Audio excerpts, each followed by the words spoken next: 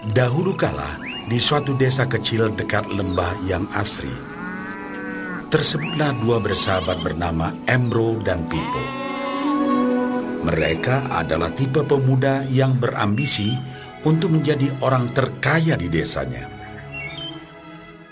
Mereka kerap membicarakan impian dan ambisi mereka itu akan kekayaan, kehidupan, dan gaya hidup yang ingin mereka miliki nantinya.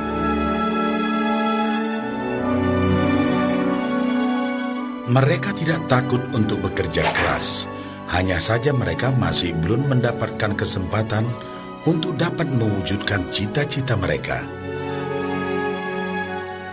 Tanpa putus asa, mereka terus mencari dan mencoba gagasan-gagasan baru untuk mendapatkan kesempatan tersebut.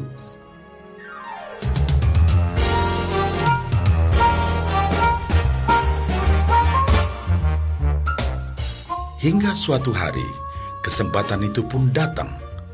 Desa mereka membutuhkan lebih banyak air. Oleh karena itu, kepala desa mempekerjakan Embro dan Pipo untuk mengambil air dari mata air di gunung untuk dibawa ke tempat penampungan di desa. Mereka akan dibayar sesuai dengan banyaknya air yang dapat mereka bawa. Maka mereka berdua pun menyambut dengan baik kesempatan ini. Embro dan Pipo pun segera melaksanakan pekerjaan tersebut dengan bersemangat. Setiap hari, sejak pagi hingga sore, mereka bergegas menuju mata air dengan membawa ember masing-masing. Mereka bekerja keras untuk membawa air sebanyak mungkin ke tempat penampungan air di desa.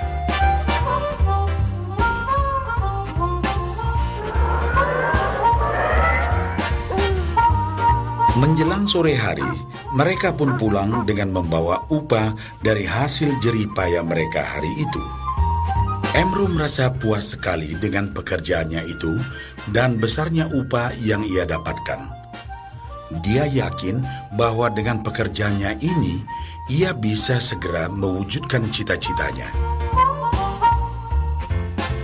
Bahkan untuk menambah penghasilannya, Embro membuat ember yang lebih besar agar dapat lebih banyak membawa air.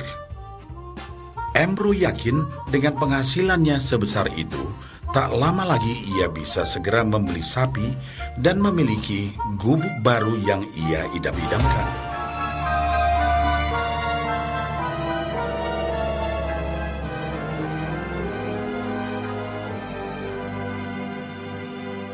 Lain halnya dengan Pipo. Dia merasa tidak nyaman dengan cara yang mereka lakukan itu. Ia mencari cara yang lebih nyaman untuk mendapatkan lebih banyak uang. Suatu hari, Pipo mendapat sebuah gagasan.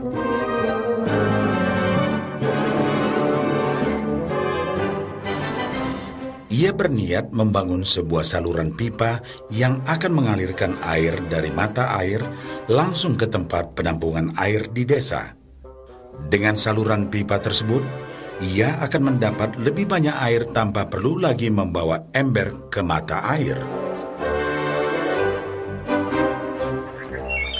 Ia sangat antusias dengan gagasannya ini. Pipo pun mulai menceritakan gagasannya ini kepada Embro dan mengajaknya bekerja sama. Tetapi Embro tidak sependapat. Ia bahkan mentertawakan gagasan Pipo tersebut karena merasa dirinya mampu mendapatkan lebih banyak uang. Embro pun lebih sering lagi mengambil air dengan ember dan bahkan menggunakan ember yang lebih besar agar dapat membawa lebih banyak air ke desanya. Dengan cara ini, Embro yakin penghasilannya akan meningkat.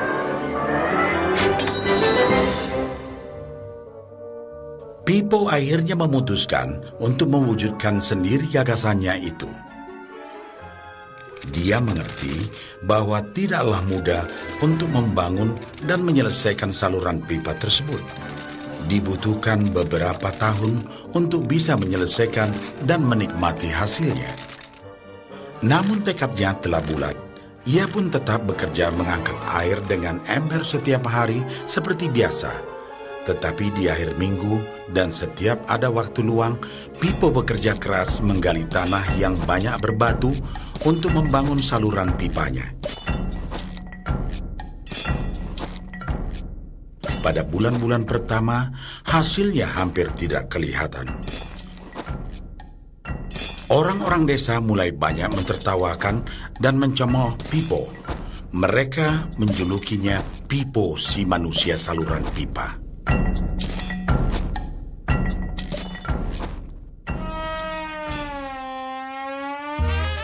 Sementara itu, penghasilan Embro telah meningkat 2 kali lipat. Ia sudah berhasil membeli sapi dan memiliki gubuk baru yang lebih besar.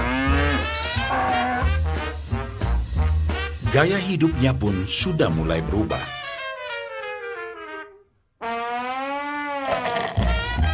Ia sering menghabiskan waktu sepulang kerja di bar, menikmati hasil jerih payahnya mengangkat ember.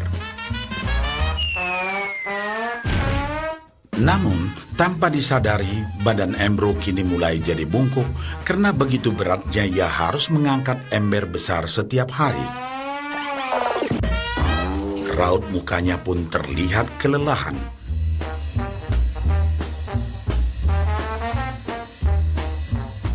Semakin hari, semakin sedikit air yang dapat dibawanya karena tenaganya berkurang seiring bertambahnya usia.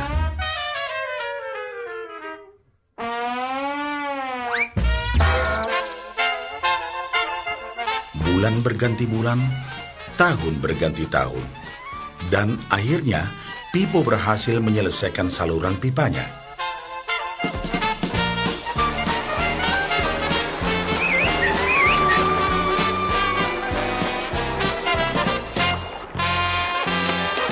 Kini, tanpa perlu bersusah payah mengangkat ember, Pipo akan mendapat lebih banyak uang berkat air yang terus mengalir memenuhi tong-tong air di tempat penampungan. Air terus mengalir tanpa henti, bahkan saat ia tidur, makan, ataupun saat pergi berlibur. Pipo pun puas dan bangga. Berkat tekad dan kerja keras, kini penghasilannya pun mengalir tiada henti, seiring aliran air di saluran pipanya.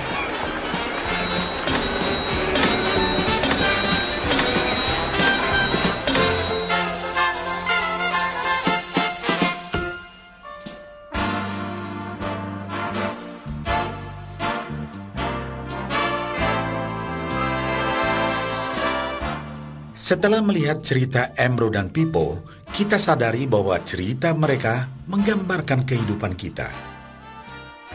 Pekerjaan yang dilakukan mereka melambangkan apa yang dilakukan kebanyakan orang dalam mendapatkan penghasilan. Embro mendapatkan penghasilannya dengan cara menggunakan ember. Ia harus pulang pergi mengisi embernya dari mata air ke desa untuk ditukarkan dengan uang.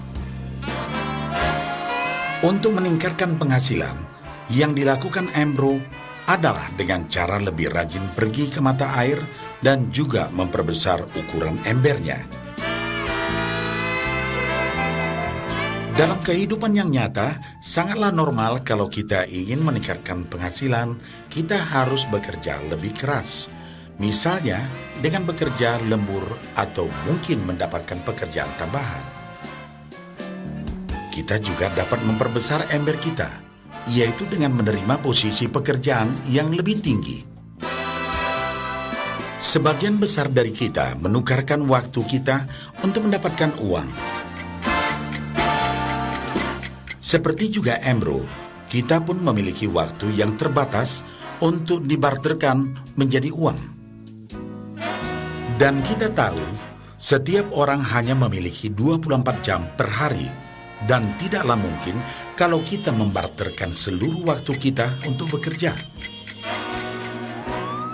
Dan yang lebih sulit lagi, yaitu jika kita tak mampu lagi membarter waktu kita, karena alasan usia, kesehatan, ataupun alasan lainnya sehingga penghasilan kita terhenti sama sekali. Tetapi coba perhatikan apa yang dilakukan Pipo. Secara bijaksana, Pipo tidak membarterkan seluruh waktunya hanya untuk mendapatkan penghasilan yang terbatas. Tetapi dia menggunakan sebagian waktu yang dimilikinya untuk membangun saluran pipa, karena dia tahu bahwa saluran pipa ini akan mendatangkan penghasilan yang berkesinambungan tanpa dia harus membarterkan seluruh waktunya. Dia tahu bahwa suatu hari nanti, mungkin karena alasan usia atau kesehatan, dia akan tidak dapat lagi membarterkan waktunya dengan uang. Sedangkan bila ia mampu mewujudkan gagasan saluran pipanya itu, dia hanya perlu bekerja keras sekali saja untuk membangun saluran pipa. Setelah saluran pipa selesai, maka penghasilan akan terus mengalir bagi Pipo. Pipo telah menunjukkan kepada kita bahwa untuk mendapatkan penghasilan, kita tidak selalu harus dengan cara barter waktu dengan uang. Ada cara lain yang lebih baik. Bagaimana dengan Anda?